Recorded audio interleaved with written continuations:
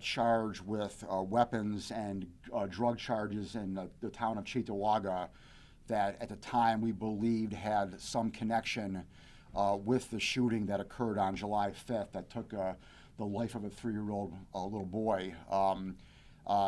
Those two individuals have been indicted and were arraigned this morning on the indictment of the murder of the 3-year-old little boy. The 22-year-old Daquan Richardson and his 25-year-old girlfriend, Janae Robinson of Cheektowaga, were arraigned this morning on numerous counts. The highest counts was they were each charged with 2 counts of murder in the second degree. Each one of them has 2 counts. They were charged under 2 different legal theories. The first being a theory of murder on depraved indifference. Depraved indifference being firing multiple rounds into a crowd of people. The second legal theory is on a transferred intent to commit murder theory. The transferred intent being that when you intend to shoot someone and you miss that person and hit someone else, under the law, I can transfer that intentional murder to the third person. So obviously we are not saying that they intended to shoot a 3-year-old, but we are alleging they intended to shoot someone else and missed and hit the 3-year-old along with other people. So 2 counts of murder, intentional murder, and depraved indifference on each one of the defendants. Also 2 counts of assault in the first degree regarding one of the other 3 individuals who were struck here and hit. One of the individuals had serious physical injury, was struck in both legs, had surgery, has a rod in his leg. That qualifies as serious physical injury, and that gets us to an assault first charge.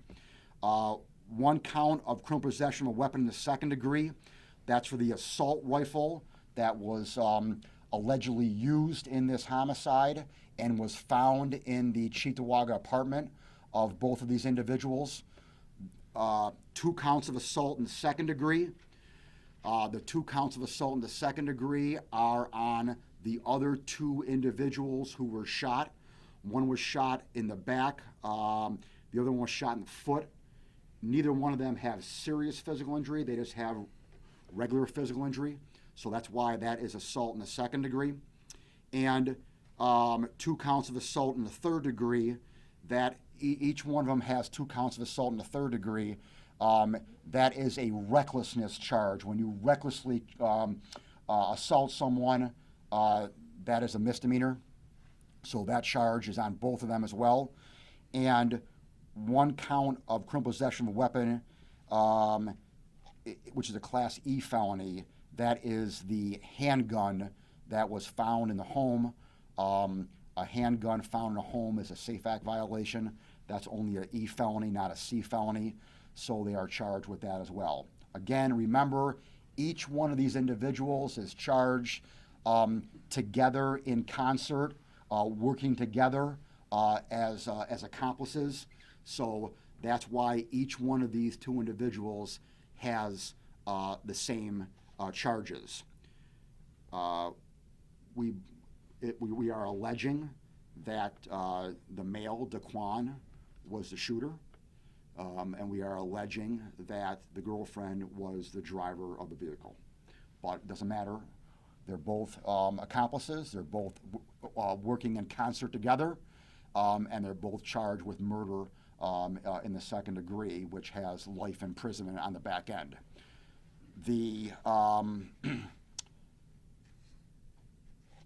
I'm standing here today with Deputy Police Commissioner Joe Gramaglio, who will introduce his and talk about the great work that the Buffalo Police Department did in putting together this operation and investigation that led to what we're doing today. This matter will be handled by my 2 assistant district attorneys, John Faraletto and Brian Langenfeld. They will prosecute this matter. Also, who never gets mentioned here is the great work that the Erie Crime Analysis Center does. They do a great job. They are now led by former Chief Dennis Richards, who's now in charge of the Erie Crime Analysis Center. His troops do an outstanding job in helping the homicide detectives here investigate the case. So I want to throw a kudos out to them. The last thing I want to say is I can't, and I'm not going to, and neither will Joe. So don't try to ask him. Okay, I'm not going to, tell you what my evidence is. I never do that. I'm not going to tell you what led specifically to the arrest and the indictment of these two individuals. But I know that there was a lot of discussion early on about how there were a number of people who were hanging around outside that evening.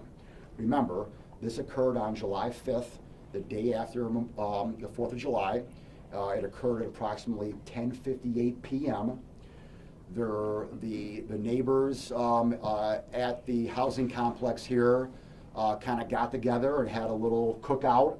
They were shooting off the leftover fireworks that they had from the previous night before, day before.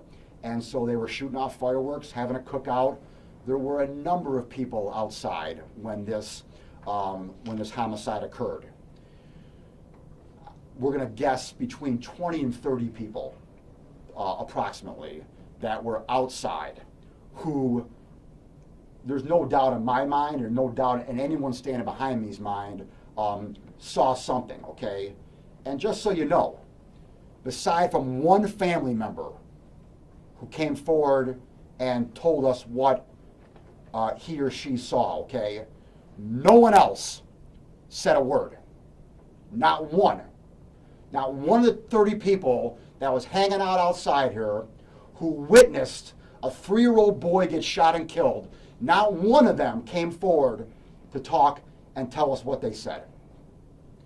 To be fair, not even the victims. Don't forget, 3 guys got shot here, okay? Now I get it. There were fireworks going off.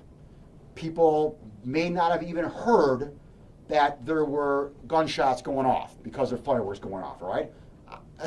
I'll try to be fair here, okay? And I'll be fair that people's ears may have got confused, okay? All right, your ears got confused.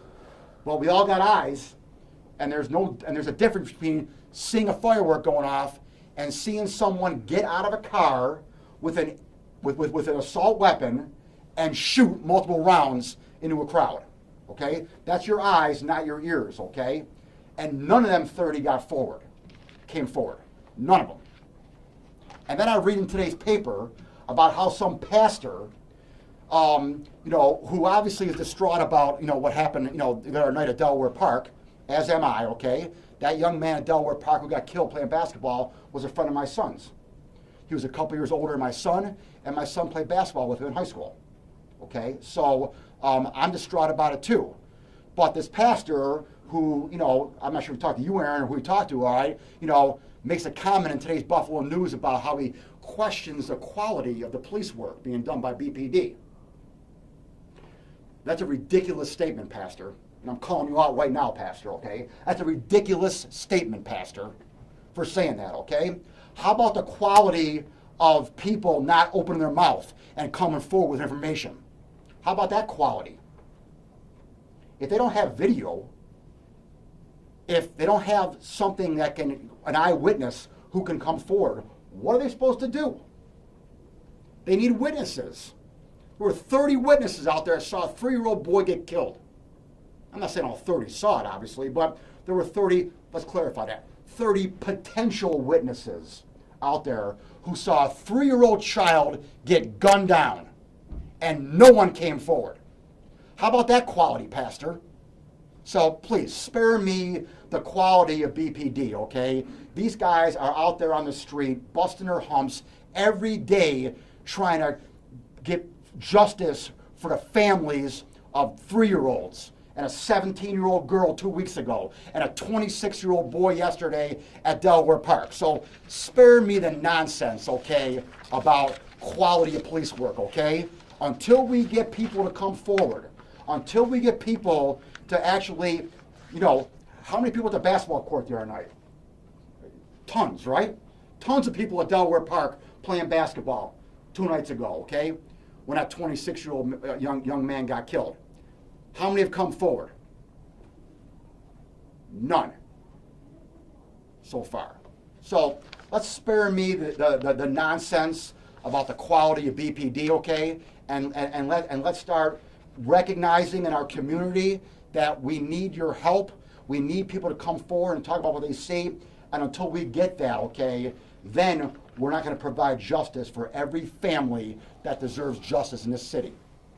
We can give this, well, not yet, but I am here telling you that we are going to do whatever we can to prosecute this case and to give the family of this 3-year-old justice.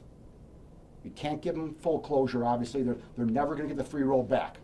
But we can give them legal closure, and that's my job. And that's what I'm going to do, and I do it each and every day with the help of the Buffalo Police Department, and therefore, I want to thank the Buffalo Police Department. I want to thank the Deputy Commissioner for coming over here, and I appreciate all you do every day. Thank you. Appreciate it. Go ahead. Thank you. You know, it's an emotional day because we're here to, we're pleased to announce that arrests were made in this case, but it came at the result of a 3-year-old baby who was killed, simply out enjoying the summer. Out with family, out with friends, in their own neighborhood. It's very sad that we have to be here for this. But the dedication of our homicide detectives, our intelligence squad detectives, our patrol officers on a daily basis, and particularly in this case, Detective Sergeant Cooley, Detective Sergeant Pliska, Detective Mayhook, Detective Adam Stephanie, and the rest of the homicide squad and detectives in the intelligence unit worked this case from the second the call came in. They worked it diligently, they worked it nonstop. The analysis center analysts worked this nonstop. They take every case personally. You wouldn't believe the amount of hours that they work, both on and off duty, taking calls off duty. They're very dedicated to what they do. Each and every one of our police officers, on a daily basis, they dedicate their personal time. They go into their own pockets for community events. You know, getting people to talk is very difficult. We work very hard on building that community trust. Community events, you know, different things. Officers go out and help families in every way possible. This is an effort that we have to do together. We're in this together. This is our community, and the only way we're going to solve crime, prevent crime, is to do it together. Again, I'm very appreciative of the work that these detectives, the district attorney's office, the district attorneys that are here, that put in this case and every case that they work. We implore people to please come forward. If you see something, come forward, talk to us. Call our confidential tip line, call the homicide squad, call Crime Stoppers, call anything, do anything you can to point us in the right direction and get us what we need so that we can put these killers behind bars. We are totally dedicated to community involvement, community resources, working to get kids out to do something constructive. But at the end of the day, we also have some very bad people that live in this community.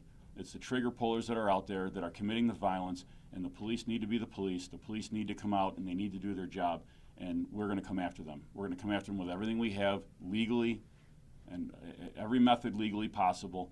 We are very data driven on this, and we're going after the right people. So with that, thank you. Any questions? Yeah, I have one. John, do they, was there more than one weapon, more than one gun fired? Because you said that the female, though she was the driver, still gets charged, of course. But I mean, I thought there was more than one weapon involved. Are you saying that the male defendant had, was firing a semi-automatic rifle of some sort and a pistol of some sort at the same time? No, I'm saying that there were 2 guns that were found in the apartment in Cheektowaga. Okay, we believe that the one gun, the rifle, was used in the homicide. I can't tell you exactly how we know that, but I can just tell you we believe that was a gun used in a homicide.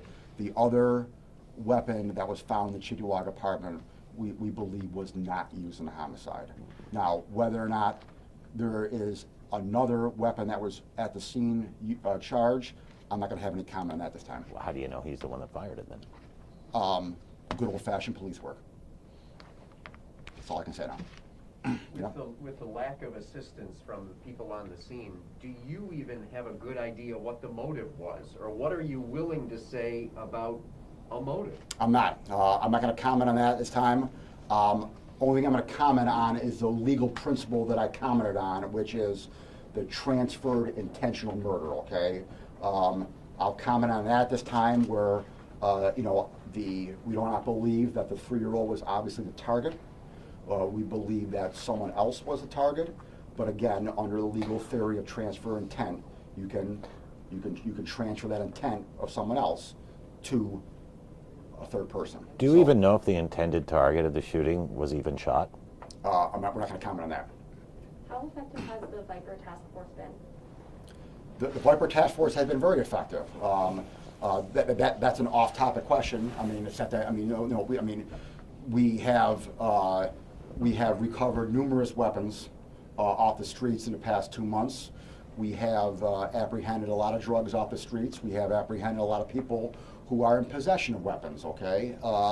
And so I believe that any time that you get guns off the street, that is helpful. And so the Viper Task Force has been very helpful in that regard. I'll piggyback on something that Joe said, kind of his theory. There are a lot of people who believe that this is a gun problem, okay? And that it is just the guns. And if we get the guns off the street and we get the guns from stop coming into our community from other states that have easier gun laws than New York, okay, that we're gonna solve this problem, okay? We're not gonna have 3-year-olds who are getting shot, okay, if we just stop the guns from coming into Buffalo from other states and we get the guns off the street, okay? I agree with that in principle, where I'm obviously for getting as many guns off the street and getting as many guns stopped coming into our community, okay? I'm all for that, all right? But the reality is that if you built a wall around New York State, okay, and you stopped all the guns from Ohio and Virginia and down south from coming into Buffalo, okay, the fact of the matter is that there are so many guns that are already in the streets right now, okay, that have been passed around for the past 20 years, okay, just in the neighborhoods and around, okay, there are so many guns already in our community, all right, that just putting a wall up isn't going to solve the problem, okay? It's going to help. Don't get me wrong. I want it to happen, all right? It's going to help. And again, obviously, the more of those guns you get off the street is going to help too. But the reality of the matter is that a gun does not go off by itself. An individual has to pull that gun out of the car, pull it out of their waistband, whatever, okay, point the gun at another human being, and pull the trigger. And that goes off now, okay? And now that is what causes the death of another human being, okay? The gun doesn't cause the death of another human being. A person does that, okay? The gun's the instrument for it, okay? And I don't like the fact that, we have a lot of guns in the street, but as Joe said, there are a lot of bad people out there, okay? And we need to put the bad people away in jail to really, really solve this problem, okay? And we have 2 today that hopefully we're gonna put in jail. John, back to the Yeah. case for a Yeah. moment. In court today, they talked about seeking a protective order for 3 people. You had mentioned there's no witnesses that came forward. I assume that was the victims? Those were not people at the scene. Okay. I'm not going to comment on that, okay? Obviously, what was said in open court today was in furtherance of the bail argument to keep them remanded, okay? So the purpose you know, and again, you can feel free to, you know, report into that. You know, that was said open court today, all right? But I'm not going to comment on that in this venue right here, okay? So yeah, no comment on that. But you can obviously what was said.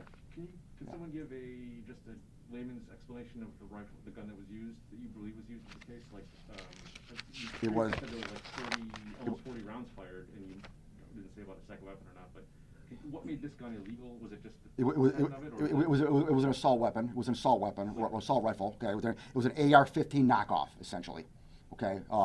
Again, what makes something an assault rifle? Or, you know, there's a lot of characteristics, different characteristics, make a weapon an assault weapon. Okay, you know, from the magazine or whatever. I'm not going to specifically get into what made this specifically, you know, an illegal assault weapon, but it's an assault, characterized as an assault weapon.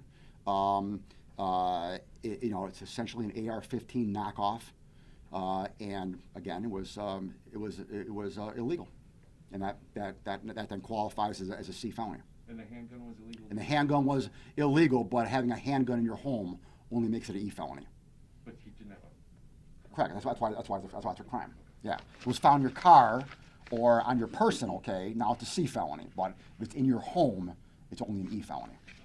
You mentioned that one person did come forward to speak. He said... A family member, yeah. A family member of can you say of who? Of the 3-year-old. I want to piggy off Brianne's question Sure. a little bit. Obviously, a lot's being made of the Donovan Drive shooting from this year, also Monday's shooting at Delaware Park. Overall, though, violent crime, is it still as big of a problem today as it was 2-3 months ago, or are we starting to see a decrease? We're starting to see a decrease. Again, anytime anyone gets killed or anyone gets shot, it's a problem, okay? But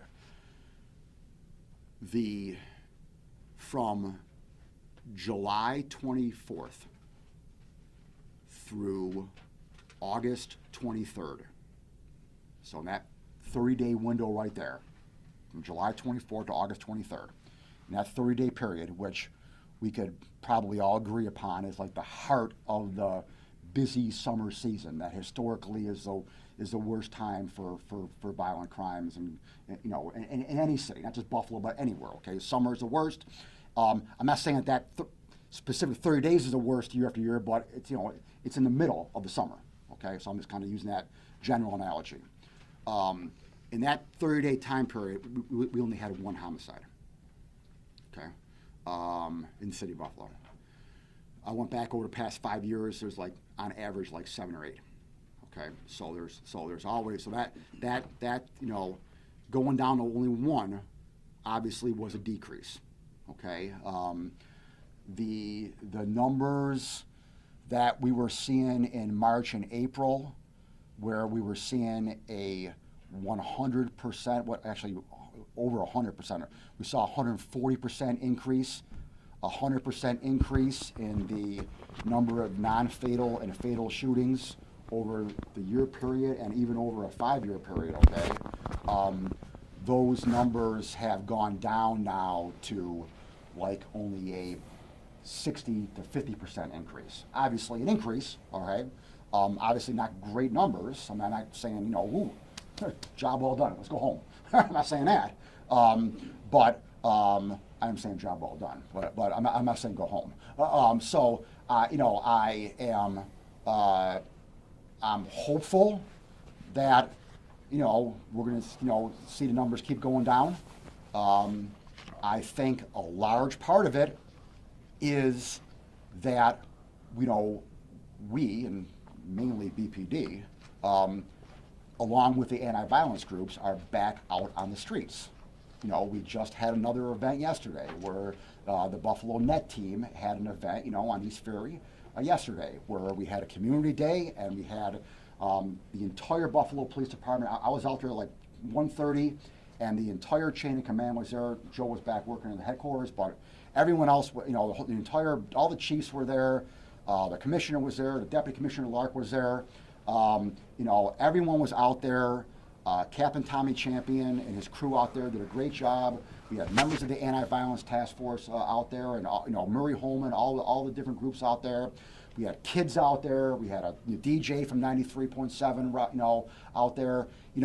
These are the community events that, again, we hope builds trust in the community. So we build that trust, and we establish positive relationships with the kids who are out there, where hopefully that gives the people the trust to come forward. That's the goal of it. The goal, at the end of the day, the goal is to build community relationships and build that trust so that when we do need witnesses to come forward, they can come forward. Do you attend these events? I was there yesterday at Mr. 1:30. Attorney? Yeah. Yes, sir. Yeah. I was there yesterday at 1:30. And so, those are happening. I mean, there was one at B District last week, one at D District before that. I go to all of them, try to. And so, we're back out on the streets. And they're back out in the streets now. We're back out in the streets now, and we are, re-engaging after a year of being isolated due to COVID, all right? And so, again, is that the end all and be all? No, but I personally think that that's a big part of it. And hopefully that's one of the main reasons why we're starting to see the numbers go down. In this case, with the two boyfriend, girlfriend, they live together? They live together. I mean, I would generally characterize it as that, yes. Okay. Yeah. And in court, the ADA said there were phone records. I just want to double check. Yeah, sure, yeah. The phone records put them together that day, and also at the scene at the time of the shooting? Again, I don't mean to be a jerk about it, Aaron, here, but I don't want to comment on the evidence in this forum, okay? Okay. Okay. You just got to kind of remember what he said in court, the best of your ability. I mean, all the evidence that was said in open court today, the purpose of that is not to try our case in public, obviously, and not to, what we don't want to do is taint a jury either, okay, with our evidence. So the purpose of explaining to the judge what we have is to convey to the judge that we have a strong case. And we have a strong case, therefore you need to remand these people. And so that's the purpose of doing that in court. So I'll let what was said in court today, put it this way, here I can do. Everything that was said in court today, I can confirm. It was right. Right? Everything's right? Saying wrong. So everything that was said in court today, I can confirm. What I wrote down was right. That's all. Okay. That's all. Yeah. Okay. Can someone talk about the other charges against the Daquan Richardson, what that incident was involving, an attempted robbery and fleeing the police? Oh, the separate matter? Yeah. Yeah. I was briefed on it, but I don't have the details right now. Okay. I'll get the case. She'll get it to you. Okay. Absolutely. Absolutely. Any other questions? Anything else? Okay. Thank you.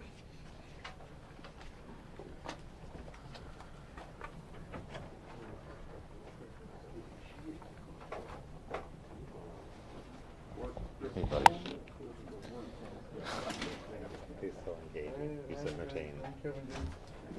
Hey,